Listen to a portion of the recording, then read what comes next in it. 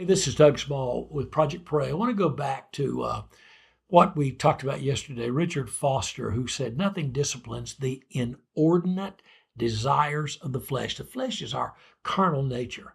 It's always at war. It's not your body per se. It's a carnal nature. It's always at war with the with the spirit. But Foster said, if you want to discipline, you want to curb the flesh, then you serve. You make the flesh serve.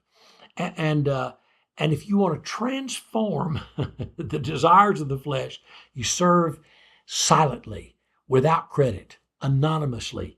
You do hidden service. The flesh whines when it has to serve, Foster said, but it screams against hidden service. It strains, it pulls for honor and for recognition. And this, of course, goes to the pride issue.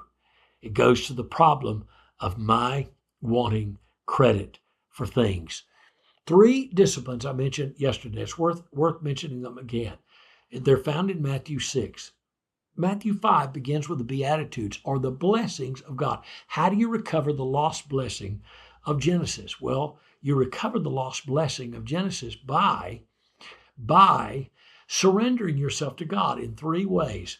Prayer, the dedication of your time, first thing in the morning. Fasting, the dedication of your body to make it a servant of the Spirit, more than just you're feeding the flesh and the body and trying to keep it happy. Fasting, the early church fasted Wednesdays and Fridays until 3 p.m. from the night until the next day at 3 p.m. and then giving.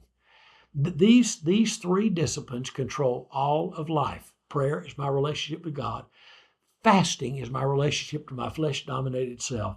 And giving is my relationship to the world and all the allure of the world and the call of the world. So I want to make my body a servant of the Spirit, getting directions from heaven, prayer, so that I can give visibility to the invisible God, and He can touch through my touching, love through my loving, and care through my caring, and speak through me until He is made visible in me. Nothing, Foster said, will discipline the inordinate desires of the flesh more than service. How are you serving God? You're called to serve God. There's 7 gifts. They're found in the first few verses of Romans chapter 12. And you have 1, 2, maybe 3 of those gifts. It may be teaching, it may be exhortation or admonishing others, it may be giving, it may be serving, it may be ruling or leading, it may be mercy. You have 1, 2, maybe 3 in combination of those 7 gifts, and that's what you live for. Whatever that gift is what drives you. It's why they're called motivational gifts. They need to be consecrated to God. So you take your teaching or your leading or your serving or your ability to give or your capacity for mercy or your black and white, see the world in black and white prophetic kind of ways, and you give that to God. And here's what it becomes. It becomes a delivery system of God's grace, a delivery system of God's grace flowing through you. It's the most natural way to serve God. And what you find next in Romans is all kind of pithy sayings about peace, because the goal of your life is to be an agent of peace. Your feet are shod to the preparation of the gospel of peace. You're to be an agent of peace. You're to be an agent of reconciliation by helping people make peace with themselves, by making peace with God. You'll never have peace with yourself until you make peace with God. And all of the people around you will never have peace until they make peace with God. And this is your call. This is your role, to serving God in the most natural way God has called you. God has called you. He's equipped you to serve Him. Hey, this is Doug Small with Project Praise Thought of the Day. The little book is called Acres of Diamonds. It's by Russell Conwell. I've kept a copy of this in my library for, 50 years. It's an extraordinary little book. I want to give it to you with any order to Alive Publications between the time you hear this broadcast and the end of January 2023. My gift to you. Let me tell you why I like this little book. It's about It's about a treasure that you can't always see. I feel like going back to this picture I keep on my table here in my office. This is actually me. I'm the little kid with a bent over head at the end of this ragtag group of kids, and that's my mother standing right behind me. It's a cinder block church.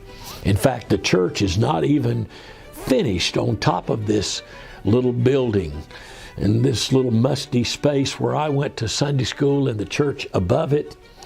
Those were formative years for me. I would have never guessed in those growing up years that God would have allowed me to travel the world, all the continents, touching down and ministering in times in national meetings, a couple times in continental meetings that brought together 40, 50 leaders of nations where I had the glorious privilege of sharing with them. In fact, I got expelled from Sunday school. I remember one pastor who told me, he said, I would never expected that you would have turned out to be a preacher, a pastor. I thought you would be a bootlegger or a bank robber. Let me tell you something. There may have been people in your past that didn't understand what God wanted to do with you. You may have been expelled from Sunday school or something else, but God saw in you something worth redeeming, and He sent His Son to find you. That's really the story of Acres of Diamonds. There's a wonderful little story, well, terrible in one sense, about a man who heard about the gold strike in California, and he sold his farm and headed to find gold. The man who bought his farm, Colonel Sutton, well, he took out $38 million of gold from the property that the man had sold looking for gold. Let me tell you something. The Bible says that you are a treasure, a precious treasure that Christ has redeemed. Acres of diamonds. My gift to you for any order that you send to Alive Publications between now and the end of January 2023.